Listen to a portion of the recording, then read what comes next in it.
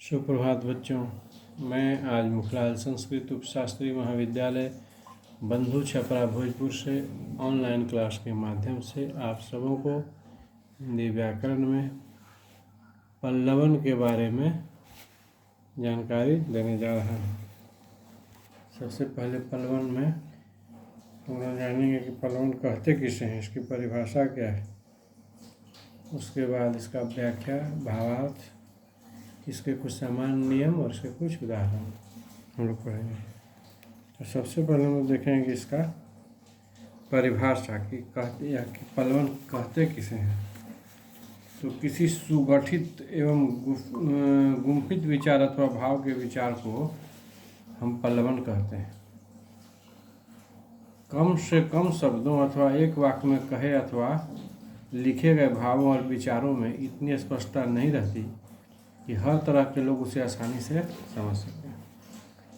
एक सधा हुआ जो लेखक है उसका सबसे बड़ा गुण यही होता है कि वह कम से कम शब्दों में अधिक से अधिक बातें लिखता है। जैसे अंग्रेजी में बेकन और हिंदी में गद्य लेखक थे पंडित रामचरण शुक्ल जी। कविता में तो इस प्रकार के लेखन की गुंजाइश अधिक है, किंतु जब गागर में सागर की चेष्टा की जाती है तो उसमें साधारण लोगों के लिए अर्थ की स्पष्टता नहीं रह जाती।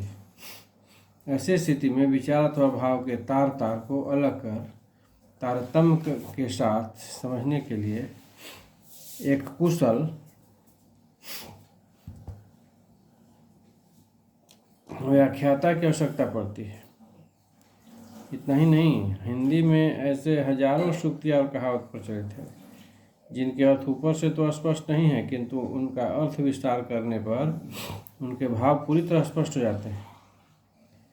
लेखन की इस क्रिया को ही हिंदी में हम पल्लवन कहते हैं। इसे हम अंग्रेजी शब्दावली में मिनिएचर इज और हिंदी में लघु निबंध कह सकते हैं। इसमें मूल वाक्य में आए विचार सूत्रों को सही सही अर्थ में पकड़ने की चेष्टा की जाती है। यहाँ यह देखा जाता है कि छात्र या व्याख्याता दोनों में कोई ने किसी गंभीर तथ्य को कितनी बारीकी से और गहराई से उतर कर इसमें समझा है और अपनी भाषा में वह उसे कितनी दूर तक सुस्पष्ट कर सका है। अब इसका पल्लवन का हम लोग क्या व्याख्या और भावार्थ को हम लोग देखते हैं।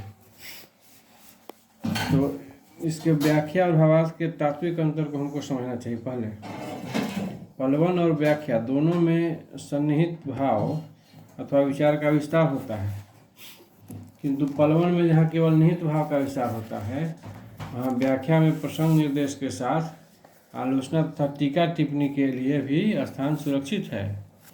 यह छूट पल्लवन में नहीं है। पल्लवन और भावार्थ दोनों में मूल भाव को स्पष्ट किया जाता है, किंतु भावार्थ में भाव विस्तार की एक सीमा होती है। पल्लवन के लिए ऐसा कोई बंधन नहीं है। यहाँ विभिन्न अनुच्छेदों में तब तक लिखा जाएगा जब तक कि मूल लेखक के समस्त मनोभाव पूरी तरह स्पष्ट न हो जाए। भावार्थ में मूल भाव को अनुच्छेदों में लिखना आवश्यक नहीं है। वहाँ तो मूल आवरण के केंद्रीय भाव को पकड़ने की चेष्टा की जाती है। इसके विपरीत पल्लवन में मूल और गौण दोनों प्रकार के निहित भावों एवं विचारों को ग्रहण किया जाता है। यह संक्षेपण जो होता है उसका ठीक उल्टा है। अब हम लोग पल्लवन के कुछ सामान्य नियम देखेंगे। इसके नियम हैं कुछ, कौन कौन है। तो पहला नियम है कि पल्लवन के लिए मूल अवतरण के वाक्य, सूक्ति, लोकोक्ति अथवा कहावत को ध्यानपूर्वक पढ़ना चाहिए ताकि मूल के संपूर्ण भाव अच्छी तरह हम समझ सके या समझ में आ जाए। दूसरा नियम इसका है कि मूल विचार अथवा भाव के नीचे दबे अन्य सहायक विचारों को समझने की चेष्टा हमें करना चाहिए। तीसरा इसका नियम है कि मूल और गौण विचारों को समझ लेने के बाद एक एक कर सभी निहित विचारों को एक एक अनुच्छेद में लिखना आरंभ करना चाहिए ताकि कोई भी भाव अथवा विचार छूटे नहीं। चौथा इसका सामान्य नियम है कि अर्थ अथवा विचार का विस्तार करते समय उसकी पुष्टि में जहाँ तहाँ ऊपर से कुछ उदाहरण और तथ्य भी हम दे सकते हैं। 5वां है कि भाव और भाषा की अभिव्यक्ति में पूरी स्पष्टता, मौलिकता और सरलता होनी चाहिए। वाक्य छोटा छोटा और भाषा अत्यंत सरल होना चाहिए।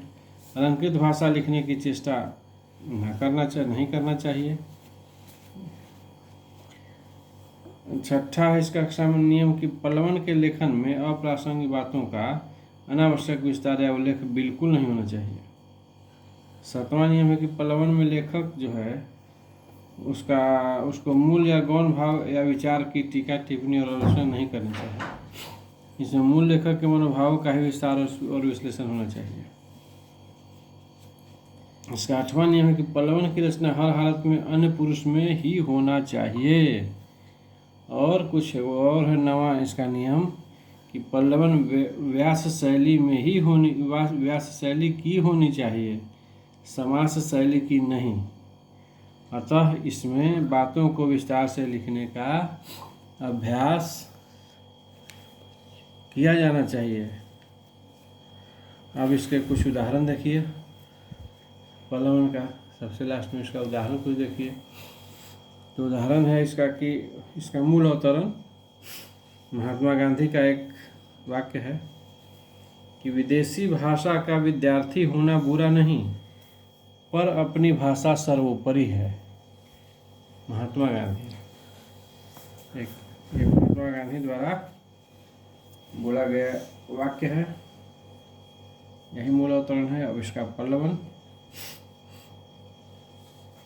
हम लोग पल्लवन इसका देखेंगे इस वाक्य का। तो है कि कोई भी भाषा जो है बुरी नहीं होती, क्योंकि सबकी अपनी अपनी विशेषताएं हैं, अपने अपने बोलने वाले होते हैं। हर भाषा यदि किसी अन्य के लिए केवल भाषा है तो अपने लिए मातृभाषा भी होती है। किसी भाषा या किसी की मातृभाषा को बुरा मानना या समझना मनुष्यता नहीं, विद्या प्रेम नहीं, बल्कि संकीर्णता और निष्ठा है। फिर हर भाषा का अपना साहित्य होता है और साहित्य मानव मात्र के प्रेम की वस्तु है। संसार के कोने कोने में अनगिनत भाषाएं बोली और लिखी जाती है, जिनकी अपनी प्रकृति और अपने उच्चारण हैं। ये सारी भाषाएं सीखी जा सकती है। हजारों विद्यार्थी विदेशी भाषाओं या दूसरे की भाषाओं का अध्ययन करते हैं ताकि उनके साहित्य का ज्ञान प्राप्त किया जा सके। हर भाषा के साहित्य की अपनी विशेषता है। उस विशेषता में किसी भी देश की मानसिक विलक्षणता रहती है।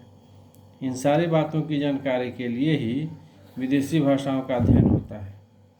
यह कोई बुरी बात नहीं है। अनेक भाषाओं का ज्ञान हमें आवश्यक है, क्योंकि इससे मानवीय दृष्टि, व्यापक विचार, उदार और अंतर्राष्ट्रीय संबंध दृढ़ होते हैं।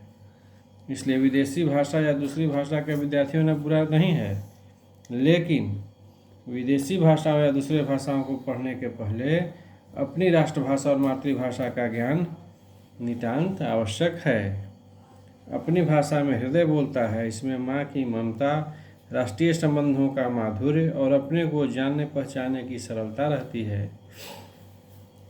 अपनी भाषा में अपनापन रहता है। इसके लिए हमें विशेष श्रम नहीं करना पड़ता, व्यर्थ की माथापच्ची और समय की बर्बादी भी नहीं करनी पड़ती है।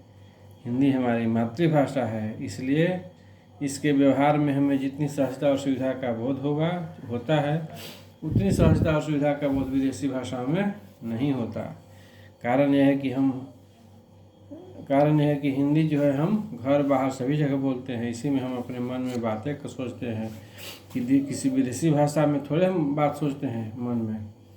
इसलिए यह हर तरह की शिक्षा का माध्यम होती है, चाहे वह अन्य किसी भाषा की शिक्षा हो या कला कारीगरों की। अगर हम कोई विदेशी भाषा सीखते हैं तो अपनी मातृभाषा और राष्ट्रभाषा के माध्यम से ही। इसलिए अब हम किसी दूसरी सीखी भाषा को बोलते हैं तो मातृभाषा में मन में जो हम सोचते हैं वह उसी का अनुवाद होता है। इसलिए इसके बिना हम रह ही नहीं सकते। यह हमारे दैनिक जीवन के साथ घुली मिली है। जैसे दूध में पानी घुला होता है, उसी तरह मातृभाषा में भी हमारी माँ का संस्कार, उसका प्यार और मिठास है। अतः अपनी भाषा सर्वोपरि है। भाषाओं के अध्ययन में इसी का सबसे ऊंचा स्थान है। यही कारण है कि सभी सभ्य देशों में शिक्षा मातृभाषा के माध्यम से दी जाती है।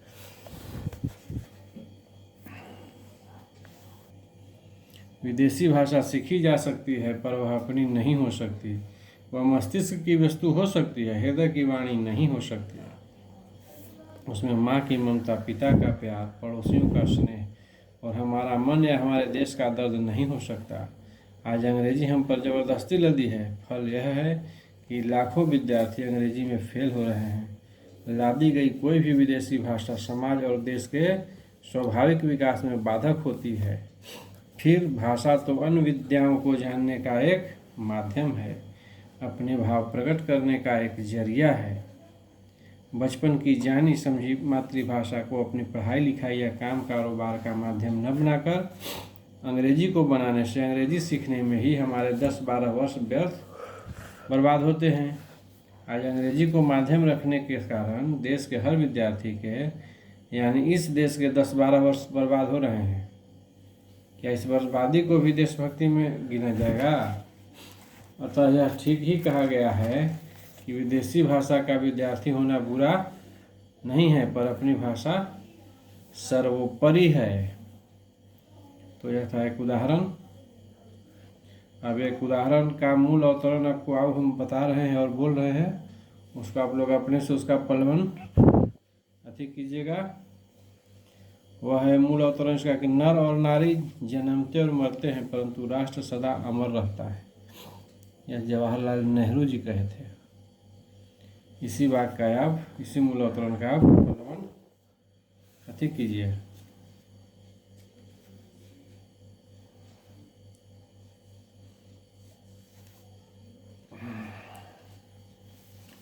और आज के क्लास में आप सभी बच्चों को बस इतना ही। शेष अगले क्लास में आप लोगों को जानकारी दी जाएगी। कुछ पलवन का और कहिएगा तो और लिखवा देते हैं, आप लोग और लिखिए। पलवन का उदाहरण, इसका अभ्यास कीजिए। मूल अवतरण बता रहे हैं। जैसे एक अवतरण है, और प्रायश्चित के पिछले पाप के प्रति विरक्ति उत्पन्न होती है और आगे के लिए सावधानी। यह भी महात्मा गांधी जी कहे थे। एक और उसका है कि क्रोध एक तरह का रोग होता है जिसे क्षणिक पागलपन भी कह सकते हैं। ये भी महात्मा गांधी जी कहे थे। ये सब का ये पलवन का उदाहरण आपको बताया गया है। और ये 3 को जो बोले इसका आप लोग खुद से बनाइए और अभ्यास कीजिए। तब तक के लिए आप सभी बच्चों को शुभ दिन।